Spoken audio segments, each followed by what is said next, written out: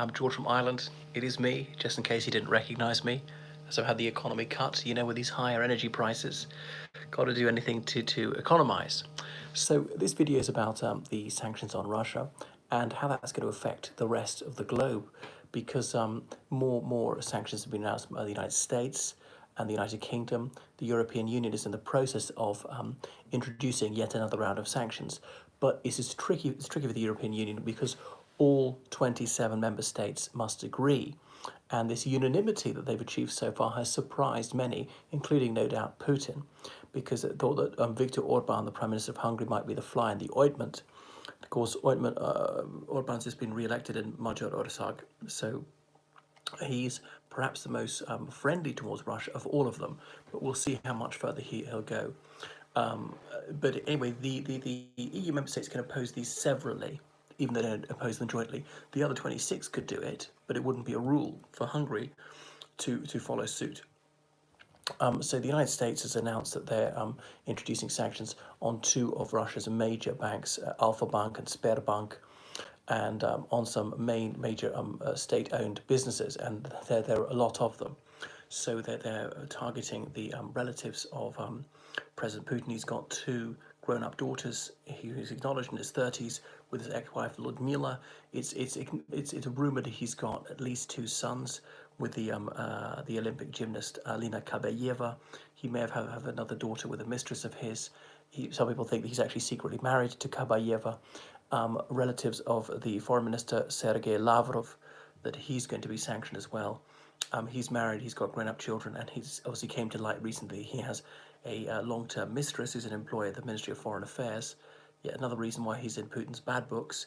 Presumably he's severely underreported how bad the reaction was going to be, but Lavrov didn't dare, in George Fox's phrase, speak truth to power. This is where Putin's really gone off the deep end in being unwilling to hear bad news. And as a boss in any organization, you need to say to your subordinates, you tell me the truth. Good news or bad news, whatever it is, you've got to tell me the truth. I can only make sensible decisions on the basis of information, not disinformation and not misinformation, nor indeed concealing things. Rather than lying to the boss, you could simply not mention something. No, but a wise leader would want to know all the pertinent information. And Putin, he used to be wise, but he is no longer. Anyway, so a lot of dual-use items are going to be forbidden for sale to the United States. Sorry, not to the United States, to the Russian Federation, as in things which could be used for civilian purposes, but could be repurposed and used for military usage. So anything that could be utilized for firing, for turning into a chemical weapon or whatever. There are going to be sanctions on Wagner Group, which is this Russian private military company, which everybody thinks is an unofficial branch of the Russian military. Hello, Steve Deininger. So flights have already been banned, but the United Kingdom is now banning private jets if they're chartered by Russian citizens. Various luxury goods will no longer be sold to Russia. And obviously Ukraine is saying, well, why wasn't this done earlier? Now, certain things can be still imported from Russia to the United Kingdom, for instance, vodka, but there's going to be a swinging 35% tax in it. Well, who's willing to pay that? You can buy vodka, which is just as good, without that very high tax from other countries. Anyway, so the United States, the EU and the United Kingdom already sanctioned over 1,000 Russian people, and indeed entities, particularly businesses. Roman Abramovich is one of those prominent members. Canada's introduced this. Golden visas are no longer available to Russians in the United Kingdom. They paid £1 million or up to £10 million. They could get their 10-year residency very quickly. £10 million they could get citizenship very quickly for the person, his or her spouse, and any dependent children under the age of 21. That's gone. 25% of those golden visas went to Russians, and so on. But anyway, I won't list all the sanctions. But what impacts is going to have on the rest of the world? Well, obviously oil and gas, coal prices are going up because there's going to be less supply, certainly for sanctioning countries. They're asking other countries like Qatar, Saudi Arabia, Venezuela to produce more oil and gas. There'll be more pressure to end sanctions on Iran, therefore to get more oil and gas onto the market.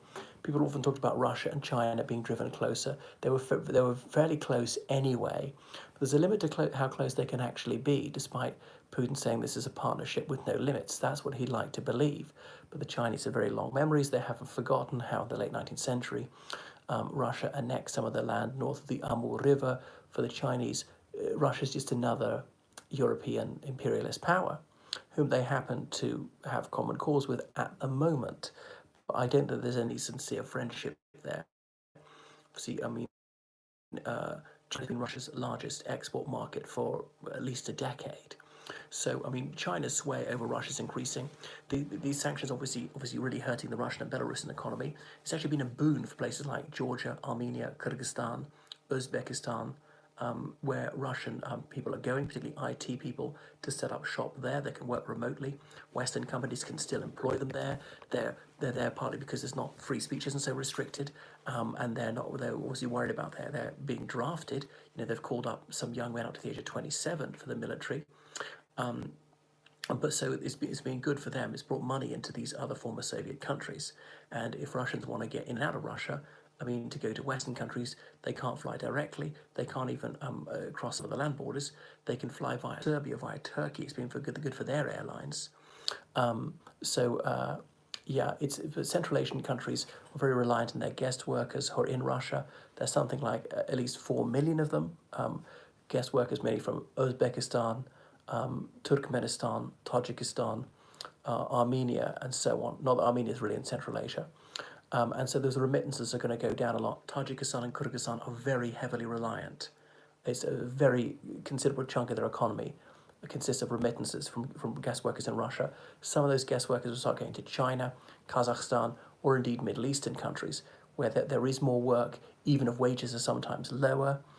They may be more readily accepted. Kazakhstan's not such a far journey. There's not so much racism against them, things like that. So China's sway in Central Asia may actually increase as Russia's is decreasing. These Central Asian countries become even more heavily reliant upon China. So far from actually increasing Russian hegemony, it might shrink Russian hegemony as they put so much in the way of military assets into Ukraine.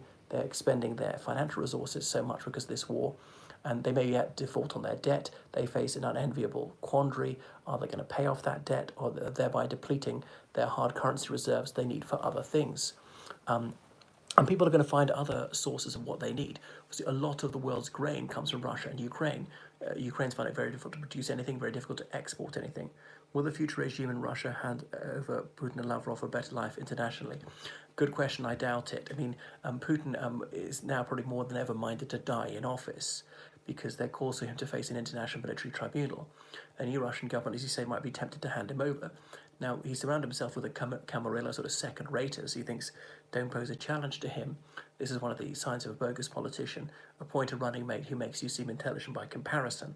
People who are there for their robotic loyalty. So these men of canine loyalty, he thinks will live and die by him. Lavrov is one of the more cerebral ones. He's quite capable, but he's not going to appoint Lavrov for several reasons. Lavrov is older than by 5 years. He smokes, which Putin disapproves of. Putin's not that moralistic, doesn't mind the guy committing adultery, but doesn't like it coming out in the press. Lavrov is half Armenian. That would clear the pitch for relations with Azerbaijan. It's not going to be him. He's someone who grew up in St. Petersburg, quite possibly. The number 2 in the constitution, if Putin drops dead, is Volodin. And Volodin, he's the speaker of the Russian State Duma, as in the lower house of parliament. But they say it might be one of his St. Petersburg mafia, like Narishkin. So there are 3 very senior people who grew up in St. Petersburg. Volodin did not. And they're all born in the 1950s like him. Or indeed Medvedev, who's born in the 60s but grew up in St. Petersburg, the only person who ever has succeeded Putin. And he's now chairman of the National Security Council. Some people say that was an unimportant job, but actually maybe they're wrong. Maybe it is a fairly important job. So he would hand over to one of those, if at all. People thinks he can trust. He saw what happened to Nazarbayev. Nazarbayev handed over to a bit of a non-entity, a real grey man, a very dull person. Tokayev, someone completely lacking in charisma, had no following, thought couldn't possibly be a threat to him. And look, Tokayev has really effectively neutered Nazarbayev, who's probably dying anyway. Nazarbayev is at 82 now, and demoted all Nazarbayev's relatives, seized their wealth. Nazarbayev, he's still leader of the nation, but that's just something that's solely titular, and he's still a free man, but he's been rendered completely powerless. Putin doesn't want that either. Anyway, so Russia is more isolated, having over 200 diplomats expelled by European Union countries and by the EU itself in recent days. But that's really damaged their espionage operations abroad. You might say, yeah, but Russia expelled these EU diplomats, damaging Western espionage operations in Russia.